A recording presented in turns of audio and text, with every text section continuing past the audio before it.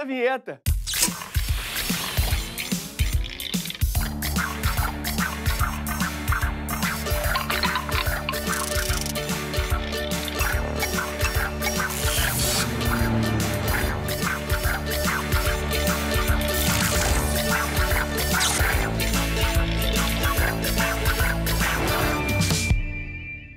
Hora do Enem no ar!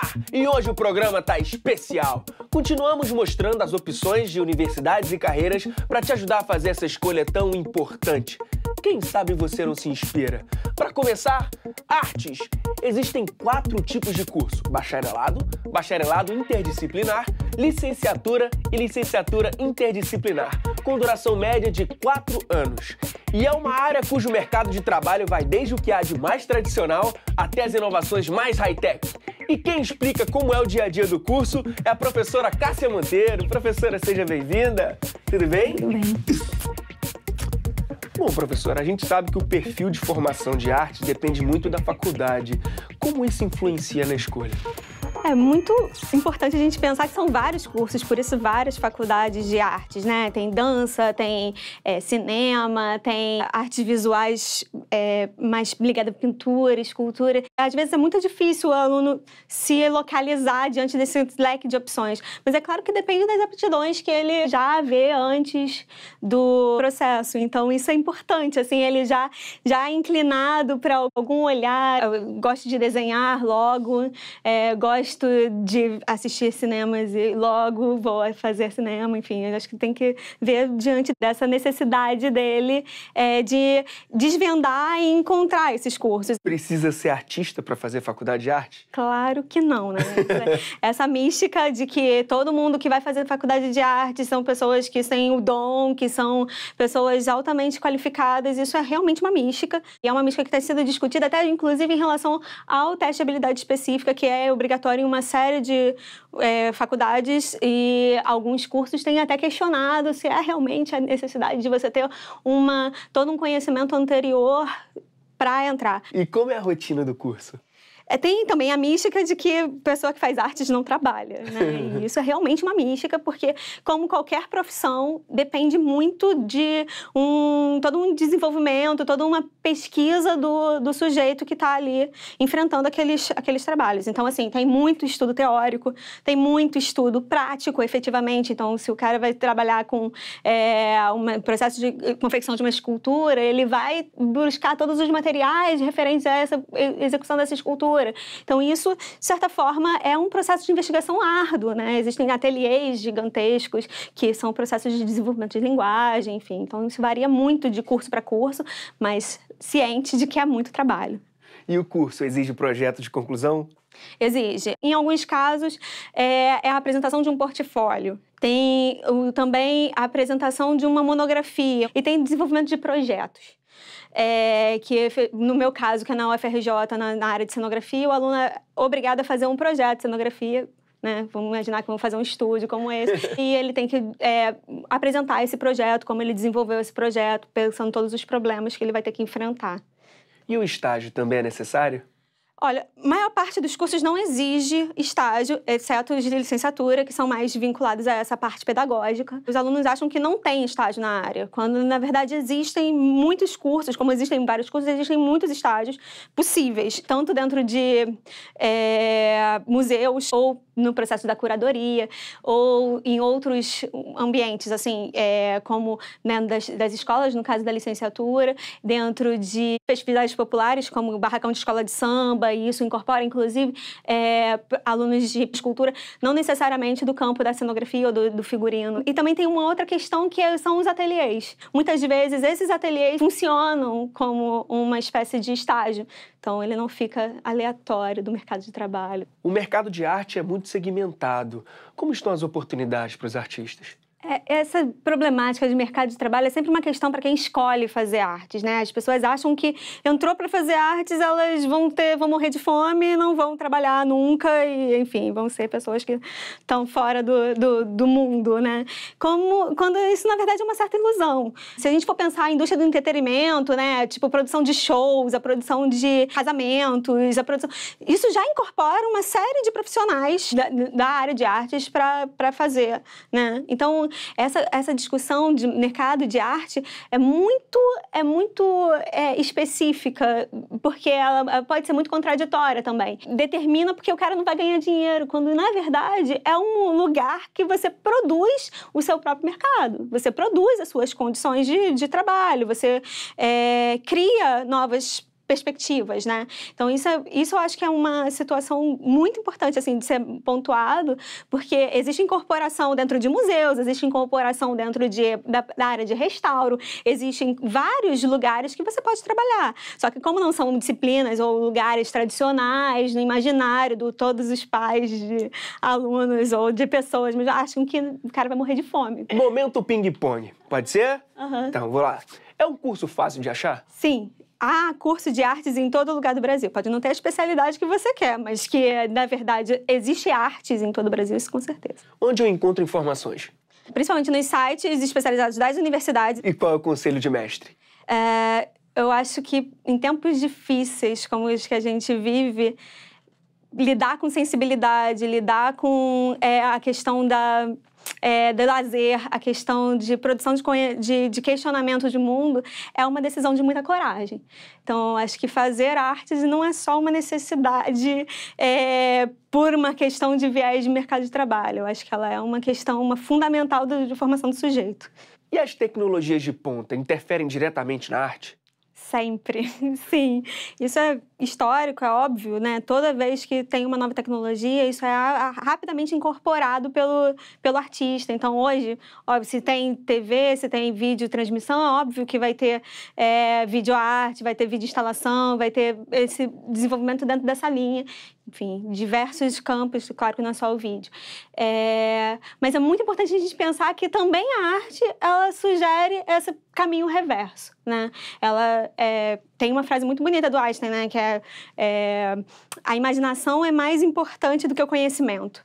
Então, esse pensar um pouco fora da caixa que a arte permite é o que faz essa produção de conhecimento também se mover, também se movimentar, também ter uma outra lógica. Então, assim, criar outras lógicas a partir disso. Professora, muito obrigado pelo bate-papo, pela ajuda, viu?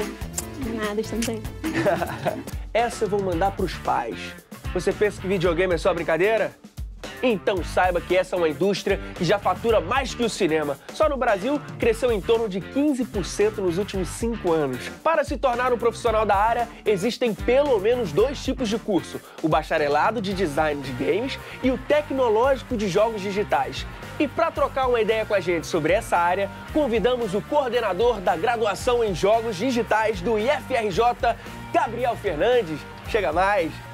Seja bem-vindo. Obrigado. Tudo bem? Tudo bem.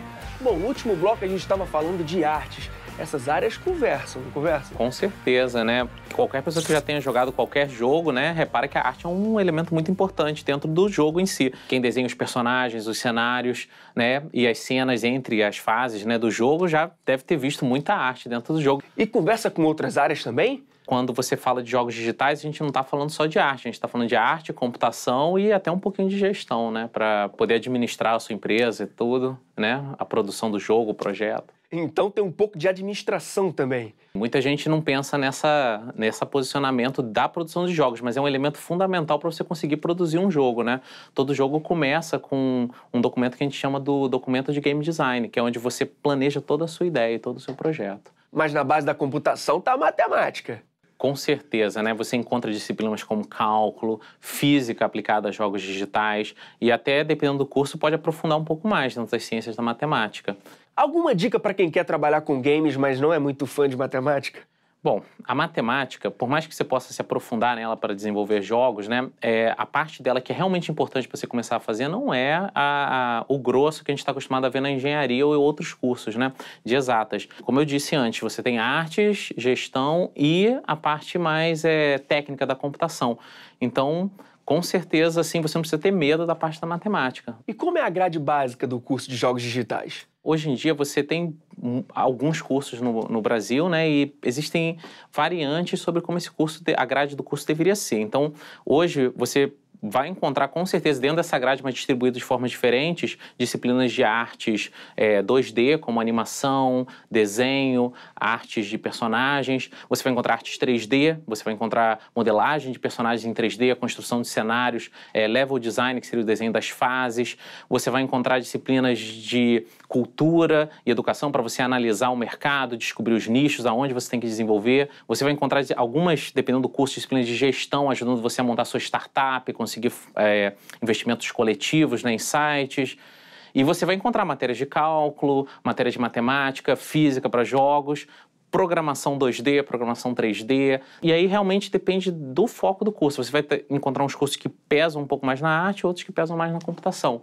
Ao longo do curso, eu tenho que estudar alguma disciplina específica caso eu queira desenvolver algum jogo de videogame ou de celular? Existem disciplinas específicas em alguns cursos, né, que são voltados para dispositivos móveis e para outras disciplinas são voltadas para consoles. Mas hoje, na atualidade, né, quando a gente fala de desenvolvimento de jogos, a gente já tem um termo que é chamado multiplataformas. Então você faz um jogo em uma ferramenta A, B ou C, e normalmente essas ferramentas você faz um jogo e permite distribuir ele em várias plataformas diferentes. Apesar de ter diferenças, por isso as disciplinas. Então, se você vai produzir para um celular, você está falando de um tipo de interface que tem a ver com toque, gestos, movimentação. Às vezes no console você vai ter um joystick, ou no computador só o teclado e o mouse. Apesar do software permitir você distribuir para múltiplas plataformas, quando você está desenvolvendo, você tem que ter a disciplina para contextualizar a plataforma em si, sabe? As peculiaridades da plataforma, né? O curso que você coordena no IFRJ é um curso tecnológico, não é mesmo? Então qual a diferença dele, assim, para um bacharelado? Então, quando a gente fala no curso tecnológico, a gente está falando de um curso que, vamos dizer, pelo menos no IFRJ, ele contextua um curso de acesso rápido ao mercado. Então, quando você entra nesse curso, a gente está tentando, assim, sintetizar as disciplinas mais importantes para você rapidamente poder ter uma inserção no mercado de trabalho. Quando a gente fala no bacharelado, a gente está trabalhando mais umas questões, de repente, mais teóricas, mais embasamento conceitual em torno do que seria o desenvolvimento de jogos, de repente histórias sobre jogos, de repente até botar ergonomia, psicologia, outras coisas que preparam a pessoa, de repente, para um outro tipo de trabalho dentro do mercado de jogos, né? De repente, enquanto no tecnológico você está falando de uma pessoa que vai estar lá produzindo jogos, botando a mão na massa, usando software, de repente, num bacharel, você está falando de um idealizador de novos conceitos, estudando novos tipos de mecânica, mapeando as mecânicas que existem, exatamente para ajudar a descobrir o que seria melhor para o mercado ou não, né? Ou até orientar que tipos de jogos seriam bons lançar ou não. O mercado nessa área é muito amplo, né? Quando a gente fala de jogos, a gente está falando de um tema de entretenimento que pode tocar em qualquer área, né? Hoje em dia, a gente tem muito contato com jogos como quando você tem um programa de televisão ou um novo produto que vai sair, a gente sempre vê um jogo associado a ele. Então, se tem um programa de culinária na TV, você vai, de repente, encontrar um jogo de culinária na internet, né, ou no seu celular. Quando vai lançar um carro novo, a empresa bota um joguinho de corrida, você pilotando o carro, às vezes até dá algum prêmio real para quem ganha depois de um tempo. Quando a gente fala de um programa educacional, muitas pessoas falam de usar jogos para tentar tornar a educação mais produtiva, mais eficiente, você entende? Tentar aproximar mais as pessoas e mostrar que tornar interessante as coisas. Tem uma temática chamada jogos sérios, que são para você treinar pessoas. Então você pode ter um jogo de uma cirurgia específica para, de repente, você disciplinar a pessoa em certos tipos de procedimentos. E rola muito estágio nessa área? Tem bastante estágio, né? Como o profissional que vai ser formado no nosso curso, ele tem muitas aptidões diferentes, né? Como programação, artes, às vezes um pouco mais de gestão também, e tem outras associadas, né? Então, ele está capacitado, né, para trabalhar em áreas como arquitetura, televisão, produção de jogos e qualquer área que misture essas competências, enfim, de uma forma assim multidisciplinar, interdisciplinar, né? O mercado está se desenvolvendo. O próprio curso do IFRJ fica no interior do Rio exatamente para tentar desenvolver aquela região. Vai ter incubadoras de empresas lá que também vão estar oferecendo vagas e tudo mais, sabe, naquela área. E como que é o dia a dia do profissional? Ele fica lá jogando o dia inteiro? Porque muita gente pensa isso. Exatamente. Essa questão de o profissional que faz jogos, jogar jogos, bom, eu acho que se você pensar um pouco, você vai descobrir que isso não é tão distante, né? É importante a pessoa que está produzindo o material também conhecer o material que existe no mercado e estar atualizado dele. E não tem problema nenhum em você gostar de jogar, né, para poder desenvolver jogos. Inclusive, os nossos alunos jogam bastante e desenvolvem bastante.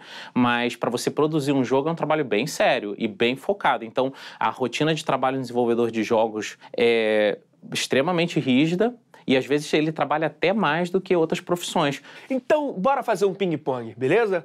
Então, vamos lá. É um curso difícil de encontrar? Não, não é difícil, né? Hoje, o termo jogos digitais, né, e cursos de jogos digitais, eu diria que, assim, é quase um hashtag, né? Então, você vai encontrar, se você digitar curso de jogos digitais, você vai encontrar muitos cursos. Agora, você escolher o tipo de curso certo, isso que é bom para você, isso pode ser um pouco mais difícil. Eu não conheço muitos cursos nessa área, mas também tem o trabalho do testador de jogos, que a gente não falou, dublador de jogos, tradutor de textos de jogos, que muitos jogos vêm do exterior. Então, você entrando nessa área, você consegue apontar em tantas outras sub-áreas, sabe? Que pode ser seu interesse. E às vezes, você escolher o curso, é importante você ver que oportunidades aquele curso vai te encaixar, que são do seu interesse depois, né? E se eu quiser saber um pouco mais, onde eu posso procurar? Então, no caso do IFRJ, o nosso curso tem uma página que tem a nossa matriz curricular, o nosso plano pedagógico e tudo. Tem todos os detalhes sobre as disciplinas, como é que é. Tem até alguns vídeos de alunos lá. Você tem um conselho do chefão de fase? Tem muitas oportunidades, muita coisa acontecendo. A gente está começando a criar a cultura de investimento coletivo e tudo mais, que é uma coisa que alimenta a indústria de jogos no exterior. A gente ouve muitas empresas indie surgindo, sendo compradas por outras empresas, ideias novas trending, né, nas redes sociais e tudo mais. Então é aquilo, você está preparado para entrar nessa aventura. Rola um multiplayer entre jogos digitais e as engenharias? Quando a gente fala de engenharia, né, a gente tem muitos, assim, alunos dissidentes da engenharia para vir trabalhar com jogos. E muitos alunos de jogos que acabam indo trabalhar com engenharias até descobrindo que tem outros interesses, como tipo assim, eu não quero fazer jogos, eu quero fazer consoles, ou controles novos, ou novos tipos de tecnologias, né, que aí fogem até um pouco do nosso escopo de produzir o jogo, né, mas sim produzir a mecânica por trás do que faz os jogos rodarem. E aí é só essa área de engenharia e tecnologia uma pesada aí. Muito obrigado pelo bate-papo, valeu mesmo, viu? Isso aí, prazer. Curso de mecatrônica. Existem dois tipos, o bacharelado e o tecnológico de mecatrônica industrial. Esse profissional projeta, desenvolve e implementa equipamentos mecânicos na indústria e os automatiza usando computadores. O dia a dia de trabalho envolve inteligência artificial, robótica, modelagem, prototipagem 3D e programação de computadores. Tudo isso e muito mais. Tô certo, professora Vera Lúcia Franco? Oi, Landy, tudo bem? Tudo bem? Seja bem-vinda. Sim, tudo isso e muito mais, né? A mecatrônica, sem dúvida, é uma profissão multidisciplinar, né? Que envolve mecânica, eletrônica e mais do que isso. E de onde que surgiu esse nome, engenharia mecatrônica? A mecatrônica em si surgiu no Japão, né? Na década de 70, para definir a junção da mecânica com a eletrônica, em função ali da robótica. E qual a diferença entre engenharia mecatrônica e engenharia de controle e automação? A engenharia mecatrônica tem como base a engenharia mecânica. E a engenharia de controle e automação, a base é a engenharia elétrica. E a diferença principal está exatamente na atuação no mercado de trabalho. A engenharia mecatrônica está dentro da Câmara de Engenharia Mecânica e o controle e automação dentro da Câmara de Engenharia Elétrica. E qual é a diferença do bacharelado para o tecnológico? O bacharelado, ele é um curso que envolve teoria e práticas referente ao conteúdo teórico. Então, é mais no sentido essa prática de fazer uma contextualização da parte teórica. O tecnólogo ou tecnológico é um curso mais voltado para a demanda do mercado. Então, ele é um curso mais, vamos dizer assim, prático. Falando em mercado de trabalho, como tá para quem está começando? Sinceramente, está ótimo, porque como é um curso multidisciplinar, então tem várias áreas que o engenheiro mecatrônico pode atuar. Por exemplo, na área automobilística, na área inclusive de equipamentos, na área de gestão, inclusive, né? Então, o mercado é muito amplo. Mas engenharia mecatrônica na gestão, como assim? Eu digo gestão de produção do setor produtivo, por exemplo, no setor automobilístico. Então, o engenheiro mecatrônico, ele fica ali na área da automatização, da robótica, porque como você sabe hoje, no setor, né, de automobilístico, os carros são produzidos através dos robôs. Então, qual seria a disciplina mais desafiadora? Ou quais seriam as disciplinas mais desafiadoras?